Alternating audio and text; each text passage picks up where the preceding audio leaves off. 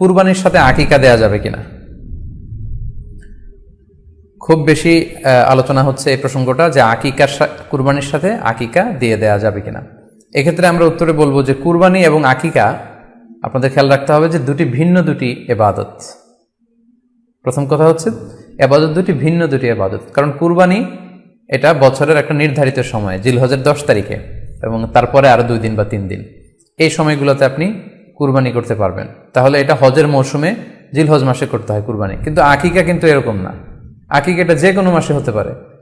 আকিকাটা হচ্ছে নবজাতক সন্তানের ভূমিষ্ঠ হওয়ার পরে শুকরিয়া স্বরূপ আল্লাহর কাছে যে কুরবানিটা করতে হয় সেটাকে আমরা বলি আকিকা। হাদিসে এসেছে আকিকা। তো সেটা হচ্ছে সন্তান কখন ভূমিষ্ঠ হলো সেটার উপর নির্ভর করে। কারো সন্তান রমাদানে হতে পারে, কারো সন্তান জিলহজ মাসেও হতে পারে, শাওয়ালে হতে পারে, রজাবে হতে পারে। আকিকা হচ্ছে বাচ্চা যেদিন জন্মগ্রহণ করবে, সন্তান ভূমিষ্ঠ হওয়ার 7 দিন পরে। তাহলে ভিন্ন দুইটা ইবাদত, দুই সময়ের ইবাদত।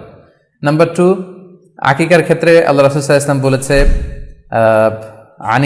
আনিল গুলামি শাতান ওয়া আনিল জারিয়াতি শাত, অর্থাৎ ছেলে হলে 2টি ছাগল দিয়ে আকিকা করো এবং যদি মেয়ে হয় তাহলে 1টি ছাগল দিয়ে আকিকা করো। তো সেক্ষেত্রে কুরবানিতে কিন্তু এরকম বিধান নেই।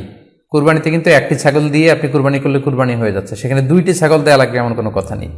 তো এভাবে আমরা বুঝতে পারতেছি, খুবই স্পষ্টত কমন সেন্স খাটালেও আমরা বুঝতে পারতেছি এবং আল্লাহ রাসূল সাল্লাল্লাহু আলাইহি ওয়াসাল্লামের ভাষ্যগুলো অনুসারে আমরা বুঝতে পারছি দুইটা 2 ধরনের ইবাদত। যদিও এই 2 ইবাদতে কিছুটা মিল আছে, কিন্তু দুইটা 2 সময়ের ইবাদত, দুইটা আলাদা, দুটি উপলক্ষ, দুইটার আলাদা নির্ধারিত সময় রয়েছে। যেমন আকিকার ক্ষেত্রে সুন্নাহ হচ্ছে বাচ্চা যেদিন জন্মগ্রহণ করবে তার 7ম দিন শেষে 7 দিন পরে আপনি আকিকা করবেন। আল্লাহ রাসূল সাল্লাল্লাহু আলাইহি ওয়াসাল্লাম বলেছেন কুল্লু গুলামিন মুরতাহানুন বিআকিকাতিহি তুযবাহু আনহু ইয়াওমা সাবিহি, প্রত্যেক সন্তানের আকিকা দিতে হয় তার 7ম দিনে। ওয়া ইউহলাকু ওয়া ইউসাম্মা, এবং 7ম দিনে মাথার চুল ফেলে দিতে হয়, তার সুন্দর একটি নাম রাখতে হয়। তাহলে আকিকার বিধান হচ্ছে সম্মানিত সুধী সন্তান জন্মগ্রহণ করার 7 দিন পরে। আমরা বুঝতে পারলাম আল্লাহ রাসূল সাল্লাল্লাহু আলাইহি ওয়াসাল্লামের ভাষ্য অনুযায়ী, কথা অনুযায়ী, কওল অনুযায়ী।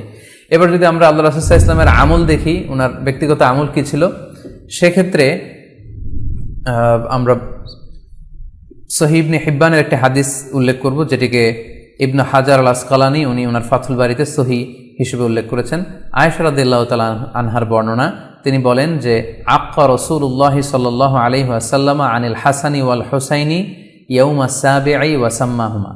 আল্লাহ রাসূল সাল্লাল্লাহু আলাইহি ওয়াসাল্লাম নিজে ওনার দৌহিত্র অর্থাৎ ওনার নাতি হাসান এবং হুসাইনের আকিকা নিজে করেছেন 7ম দিনে, এবং 7ম দিনে তাদের নাম রেখেছেন। একজনের নাম রেখেছেন হাসান, আরেকজনের নাম হুসাইন। অর্থাৎ হাসান রাদিয়াল্লাহু আগে জন্মগ্রহণ করেছিলেন, ওনার চেয়ে ছোট ছিল হুসাইন, উনি পরে জন্মগ্রহণ করেছেন। তো ওনাদের জন্মের পরে 7 দিন পরে আল্লাহ রাসূল সাল্লাল্লাহু আলাইহি ওয়াসাল্লাম ওনাদের আকিকা দিয়েছিলেন, এবং 7ম দিনে উনি আকিকাও দিয়েছেন এবং তাদের নামও রেখেছেন। তাহলে আল্লাহ রাসূল সাল্লাল্লাহু আলাইহি ওয়াসাল্লামের কওলি হাদিস, ওনার ভাষ্য মতে আমরা জানলাম উনি বলেছেন 7ম দিনে আকিকা দিতে হয়, এবং ওনার ব্যক্তিগত আমল থেকে আমরা জানতে পারলাম যে উনি ওনার 2 নাতির আকিকা দিয়েছেন 7ম দিনে এবং নাম রেখেছেন। তাহলে এ থেকে আমরা সুস্পষ্ট বুঝতে পারি যে আকিকা দিতে হয় সন্তান জন্মগ্রহণ করার 7 দিন পর, 7ম দিনে। যদিও তবারানিতে আরেকটি হাদিস এসেছে যেখানে বলা হয়েছে যে আকিকা 7ম দিনেও দেয়া যায়, 14তম দিনে দেয়া যায়, 21তম দিনে দেয়া যায়। যদি 7ম দিনে কেউ দিতে না পারে কোনো কারণে, তাহলে 14তম দিন, না পারলে 21তম দিন। তাহলে সুস্পষ্টভাবে উল্লেখ আছে যে আকিকার সময়সীমা 7ম দিনের কথা আমাদেরকে বলা হয়েছে। তো সেক্ষেত্রে আপনার সন্তান জন্মগ্রহণ করলে আপনি শুকরিয়া স্বরূপ কুরবানি করবেন, আত্মীয় স্বজনকে খাওয়াবেন, আকিকার গোশত নিজেরাও খাবেন।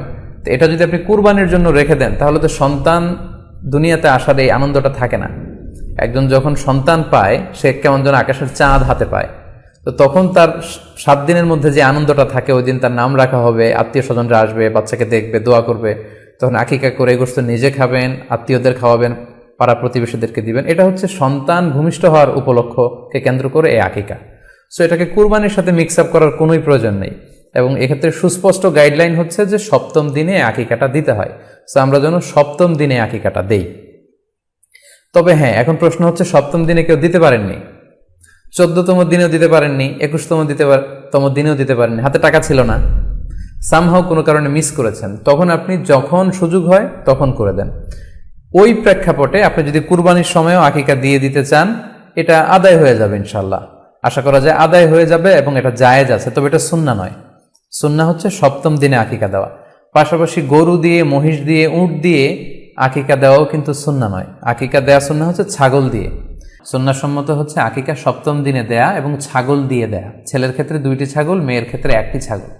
আশা করি কুরবানির সাথে আকিকার প্রসঙ্গটি আপনাদের কাছে ক্লিয়ার হয়েছে। সম্মানিত সুধী, এবার